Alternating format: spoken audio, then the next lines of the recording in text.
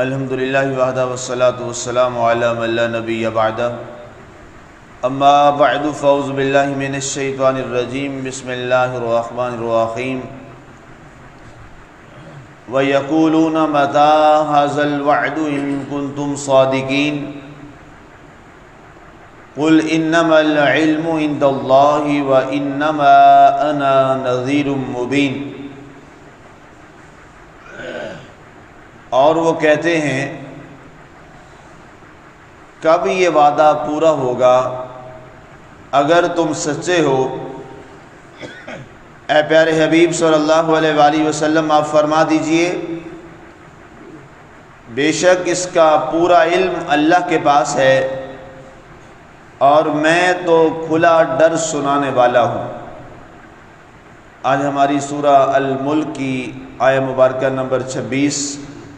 تک کی تلاوت و ترجمہ کا شرف نصیب ہوا۔ سامعین، کل کے درس مبارک میں ہماری یہ گفتگو چل رہی تھی کہ اللہ ہی کی ذات ہے جس نے تمہاری اس اولاد کو اور ذریت آدم کو اس زمین کے اندر رکھا اور اس کی طرف تم سارے جمع کیے جاؤ گے۔ اس کے بعد کفار مکہ کے ایک برے عمل کا ذکر کیا گیا ہے۔ کل میں نے وضاحت کی تھی کہ اللہ تعالیٰ نے اپنی قدرت کاملہ کے اظہار کی 3 باتیں، ان کا ذکر پہلے سابقہ دروس میں گزرا جو اس سے پہلی والی آیات تھی۔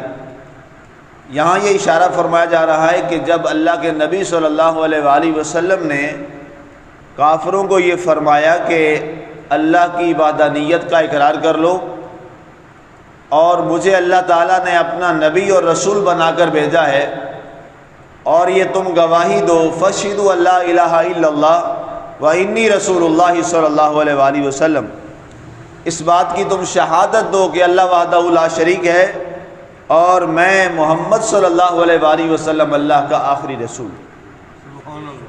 اور اگر تم نے اس بات کی گواہی نہ دی اور تم بتوں کے ناپاک بتوں اور نجس کی عبادت میں لگے رہے جو کہ جھوٹے خدا ہیں تمہارے، تو پھر یاد رکھو کہ ایک دن آنے والا ہے، اللہ کا وعدے کا ایک دن ہے جس دن تمہیں اللہ تعالیٰ کے حضور پیش کیا جائے گا اور ہو سکتا ہے تمہارے اوپر کوئی عذاب کا دن آ جائے، اس سے پہلے اپنے آپ کو بچا لو۔ تو وہ آگے ہمارے نبی صلی اللہ علیہ وسلم کا مذاق اڑاتے، تمسخر اڑاتے، اور تمسخر اڑاتے ہوئے یہ جملہ کہتے، قرآن نے اس کا ذکر کیا، یہ وَيَقُولُونَ مَتَى هَذَا الْوَعْدُ، استغفر اللہ، کہنے لگے کہ وہ جو آپ جس وعدے کی بات کرتے ہیں کہ وہ فلاں دن آئے گا، تمہارے اوپر اللہ کا عذاب آ جائے گا اور تمہیں اللہ کے روبرو جمع کیا جائے گا اور وہ ایک وعدے کا دن ہے، وہ کب آئے گا تمہارا وعدے کا دن؟ آگے مذاق کے طور پہ یہ بات کرتے، جیسے کہ مذاق کا انداز ہوتا ہے کسی کو حقارت اور نیچا دکھانے کے لیے۔ کب آئے گا وہ وعدے کا دن جس وعدے کی آپ باتیں کرتے ہیں؟ کب آئے گا وہ حساب کا دن جس کی آپ باتیں کرتے ہیں؟ کب آئے گا جناب وہ عذاب والا دن جس کی آپ باتیں کرتے ہیں؟ ان کنتم صادقین، اگر آپ سچوں میں سے ہیں، آپ کہتے ہیں کہ میرا پیغام سچ ہے، میری بات سچ ہے اور میں جس بات کی طرف تمہیں دعوت دے رہا ہوں وہ سچ ہے، تو وہ کب آ رہا ہے؟ یہ ایک ان کا، اس پر مفسرین نے بہت ساری لمبی چوڑی گفتگو کی ہے، میں نے اس کا نچوڑ آپ کے سامنے رکھا ہے کہ وہ اس انداز تک اور اس حد تک اللہ کے نبی صلی اللہ علیہ وآلہ وسلم کی بے ادبی کرتے۔ اس کے بعد جب انہوں نے یہ بات کی تو پورے قرآن میں آپ اگر غور سے دیکھیں اور آیات کا مطالعہ کریں تو جب بھی ہمارے پیارے نبی حضرت سیدنا محمد رسول اللہ صلی اللہ علیہ وآلہ وسلم آپ کی ذات پاک پر کافروں نے یا کسی اور نے جب بھی اعتراض کیا یا کسی بات میں کوئی تمسخر اڑایا یا غلط کام کیا تو اس کا جواب سرکار نے نہیں، اس کا جواب خود مالک نے عطا فرمایا۔ یہ آپ پورے قرآن میں دیکھیں۔ اور یہ اللہ کی اپنے محبوب کے ساتھ محبت کی عظیم داستان اور عظیم مثال ہے، اور یہ آپ کو کسی اور کے بارے میں نہیں ملے گا۔ یہ صرف اور صرف ہمارے نبی محبوب خدا صلی اللہ علیہ وآلہ وسلم کے ساتھ یہ معاملہ ہے۔ اور اس کی وجہ یہ ہے کہ اللہ کیوں جواب دیتا ہے؟ باقی انبیاء کرام سے جب ایسی بات ہوتی تو فوراً وہ اس کا جواب دیتے، باقی تمام کتابیں اس پر شاہد ہیں، گواہ ہیں، لیکن ہمارے نبی صلی اللہ علیہ وسلم کے بارے جب معاملہ ہوا تو جواب اللہ نے دیا قرآن کی صورت میں، وحی کی صورت میں۔ اس کی وجہ یہ ہے، خاص بات یہ ہے کہ ہمارے پیارے نبی صلی اللہ علیہ وآلہ وسلم نے کبھی ان کے لیے، کسی کے لیے آپ نے دعائے ضرر نہیں فرمائی جیسے باقی نبیوں نے کی۔ باقی امت کا کیا حال ہوا؟ جب امت نے نہ مانا تو خود نبی نے اللہ کے حضور دربار میں ہاتھ اٹھائے اور کہا اے اللہ یہ قوم گمراہ ہو گئی، اس کو غرق کر دے، تباہ کر دے۔ اللہ کے نبی نے دعائے عذاب مانگی، ان پہ عذاب آیا، قوم تباہ ہو۔ لیکن آپ کے اور میرے پیارے نبی صلی اللہ علیہ وسلم جن کا ٹائٹل قرآن نے فرمایا وَمَا أَرْسَلْنَاكَ إِلَّا رَحْمَةً لِّلْعَالَمِينَ، اے پیارے حبیب صلی اللہ علیہ وآلہ وسلم آپ کی تو ذات ہی سراسر رحمت ہے۔ کیا اپنے، کیا پرائے، کیا دوست، کیا دشمن، کیا آپ کے ساتھ ظلم و زیادتی کرنے والے، سیرت رسول صلی اللہ علیہ وسلم کی کتابیں بھری پڑی ہیں کہ سفر طائف کو دیکھ لیجئے، آپ کی مکی زندگی جو ہے 13 سالہ، وہ تو جناب جفاؤں سے، کافروں کی طرف سے جفاؤں سے اور ظلموں سے بھری پڑی ہے۔ کس انداز میں انہوں نے ظلم کی داستانیں رقم کی ہیں، اور سفر طائف کی واپسی پر جو آپ کا معاملہ ہوا، آپ کے نالے پاک جو ہیں وہ خون سے بھر جاتے ہیں اور بری نجار کے باغ میں آپ پناہ لیتے ہیں، تو آپ کے پاس تو جبریل آئے،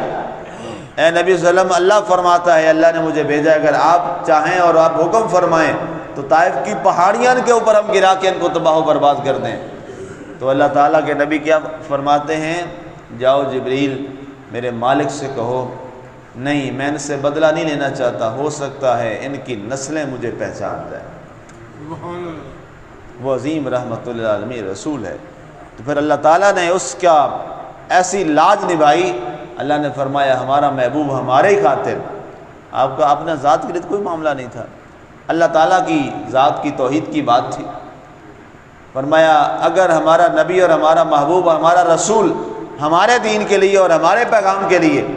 اتنا برداشت کرتا ہے اور کسی کو دعائے ضرر نہیں دے رہا، تو ہماری اب وفا کا تقاضا یہ ہے کہ جب ہمارے نبی پہ کوئی بات کرے گا اس کا جواب ہم قرآن کی صورت میں، وحی کی صورت میں عطا کریں گے۔ اب جواب آتا ہے جب انہوں نے تمسخر اڑایا، مذاق اڑایا اور یہ حقیرانہ جملہ جان بوجھ کے بولا کافروں نے، تو اللہ نے فرمایا قل، وحی آئی پیارے حبیب صلی اللہ علیہ وآلہ وسلم ان سے فرما دیجئے انما العلم عند اللہ، فرمایا یہ جو تم بات کر رہے ہو نا کہ وہ کب عذاب کا دن آئے گا، کب یہ معاملہ ہوگا، کب وہ وعدے کا دن آئے گا، فرمایا اس کا علم تو اللہ کے پاس ہے کہ اس نے کب تمہیں پکڑنا ہے اور اس نے کب تمہارا یہ حال کرنا ہے اور کب وہ وعدے کا دن آئے گا، یہ اس کا مکمل جو علم ہے وہ تو حقیقی علم اللہ کے پاس ہے۔ وَإِنَّمَا أَنَا نَذِيرٌ مُبِينٌ، جو میری ڈیوٹی ہے سرکار نے فرمایا وہ کیا ہے، میں تو تمہیں کھلم کھلا اللہ کا ڈر سنانے آیا۔ اللہ نے جو میری ڈیوٹی لگائی ہے میں تو وہ ڈیوٹی ادا کر رہا ہوں۔ وَمَا عَلَيَّ إِلَّا الْبَلَاغُ الْمُبِينُ، قرآن فرماتا ہے کہ میرے ذمہ ہے کہ میں کھلا دین تمہارے پاس پہنچا دوں، میں کھلم کھلا ساری باتیں تمہارے سامنے رکھ دوں، اور ہر مبلغ کی ذمہ داری یہی ہے کہ وہ لوگوں کے سامنے، اللہ کی مخلوق کے سامنے دین کو کھول کے رکھ دے، دین سارا ان کے سامنے رکھ دے کہ یہ اللہ کا دین ہے، یہ اللہ کا پیغام ہے، اس پہ اگر عمل کرو گے تو اللہ تعالیٰ تم سے راضی ہو جائے گا اور وہ مالک تم سے خوش ہو جائے گا، اور کل جب تم اللہ کے حضور دربار میں آؤ گے تمہارا نامہ اعمال دائیں ہاتھ میں ہوگا اور تم ذات الیمین بن کے بارگاہ خدا میں پیش کیے جاؤ گے، اور اگر تم نے ان باتوں کو نہ یاد رکھا اور اللہ کے دین پہ عمل نہ کیا تو پھر تمہارا نامہ اعمال بائیں ہاتھ میں تمہیں تھما کے ذات الشمال بنا کے جو ہے وہاں پر تمہیں اللہ کے حضور پیش کیا جائے گا اور تمہارے معاملات جو ہیں اللہ کے حضور وہ گرفت والے ہو جائیں گے۔ اور پھر کیا ہے؟ حاویہ وما ادراک ما ہی نار حامیہ، پھر بڑکتی ہوئی آگ میں جھونک دیا جائے گا۔ اللہ اکبر، استغفر اللہ۔ وہ پھر عذاب کی آیتیں قرآن میں بے شمار پڑھی ہیں، وہاں سے آپ دیکھ سکتے ہیں، مطالعہ کر سکتے ہیں کہ اللہ تعالیٰ نے کس کس عذاب کا کیا کیا ذکر کیا ہے۔ فرمایا جب پھر عذاب میں ڈالا جائے گا تو وہاں پہ پھر جب وہ پانی بھی مانگے گا تو قرآن فرماتا ہے یغاث بماء کالمہل، انہیں جو پینے کے لیے دیا جائے گا وہ پیپ خون ملا وہ انہیں دیا جائے گا کہ یہ پیو، اور جو ہی وہ ایک گھونٹ ان کے اندر اترے گا تو ان کا اندر سارا جلا کے اس کے اندر اور بے چینی پیدا کر دے گا۔ تو اس لیے فرمایا انما انا نذیر مبین، میں تو تمہیں کھلم کھلا ڈر سنانے آیا ہوں کہ بچ جاؤ اس عذاب سے، بچا لو اپنے آپ کو اس عذاب سے جو اللہ کا عذاب آنے والا ہے۔ اور اللہ کی گرفت کیسی ہے؟ خود قرآن فرماتا ہے ان بطش ربک لشدید، تمہارے رب کی پکڑ بڑی سخت ہے۔ جب وہ پکڑنے پہ آتا ہے، جب پھر وہ پکڑ کرتا ہے تو پھر اتنی سخت پکڑ ہے کہ ایک پاؤں رقاب میں ہے اور دوسرا پاؤں ابھی نہیں آتا، وہیں اسرائیل کو فرماتا ہے اس کی جان نکال لے۔ اس کی پکڑ اتنی سخت ہے کہ جناب ایک کے لیے تو دریائے نیل کو روک کر خشک راستہ بنا دیتا ہے، اور وہی اس کا نہ ماننے والا جب اسی دریا میں آتا ہے تو حکم فرماتا ہے نیل بہا دے اس کو ساری فوج کے ساتھ، اور وہیں ان کو تباہ کر کے وہاں ان کو موت کے گھاٹ اتار دیتا ہے۔ اور پھر آگے اسی دریا سے اس کی توہین یہ کرواتا ہے کہ دریا کو پانی کو کم ہوتا ہے کہ اس فرعون کی لاش کو اٹھا کر باہر زمین پہ پھینک دے تاکہ دنیا والوں کے لیے ہمیشہ کے لیے نشان عبرت بنا دیا جائے۔ آج بھی زمین نے اس فرعون کو قبول نہیں کیا، آج بھی وہ فرعون جس نے اللہ کے نبی موسیٰ علیہ السلام کے خلاف اٹھا اور اللہ کے پیغام کا مذاق اڑایا، تمسخر کیا، اللہ نے زمین بھی اسے نہیں دی، زمین کا ٹکڑا وہ قبر کا حصہ وہ بھی اسے نصیب نہیں ہے، اور اس کو نشان عبرت بنایا۔ آج بھی مصر کے اندر موجود اس بات کی گواہی ہے آنے والی نسلوں کے لیے کہ دیکھو جو کل تک اپنے آپ کو خدا کہتا تھا آج اس کا ہم نے کیا انجام کیا۔ مسلمانوں، اللہ قرآن میں بار بار سابقہ امتوں کی تباہی کے قصے ہمیں بیان کرتا ہے۔ پیچھے درس آپ سن چکے ہیں، مسلسل کئی روز تک درس چلتا رہا سورۃ القصص کا، سورۃ الانبیاء کا، وہ آپ نے دروس سنے، ان درسوں کے اندر آپ نے دیکھا کہ سابقہ امتوں کا کیا کیا حال ہوا اور کیا کیا معاملہ ہوا۔ ایک ایک امت کے بارے میں آپ نے تفصیل سے درس مجھ سے سنے، سماعت کیے۔ تو ہم اگر بچے ہوئے ہیں تو ہم اچھے نہیں ہیں کہ ہم بچے ہوئے یا ہمارا کوئی معاملہ ہے، اصل اللہ نے ہمیں اس نسبت سے بچا رکھا ہے جو نسبت مصطفی ہمیں اللہ نے عطا کی صلی اللہ علیہ وآلہ وسلم۔ اللہ نے وعدہ کیا ہے کہ اس امت پر وہ عذاب نہیں آئے گا، تو اب ہمیں خیال کرنا ہے کہ ہم اپنے اعمال کو درست کریں، اپنے افعال کو درست کریں، اور جو یہ دین مبین ہے اور دین حق ہے اس پر اپنے آپ کو کاربند رکھیں تاکہ کل قبر کے اندر ہم اللہ تعالیٰ کے حضور سرخر ہو سکیں۔ اللہ تعالیٰ ہمیں عمل کی توفیق عطا فرمائے اور صراط مستقیم پر قائم رکھے اور صراط الشیطان سے ہم سب کو محفوظ فرمائے۔ آمین۔ وما علینا الا البلاغ المبین۔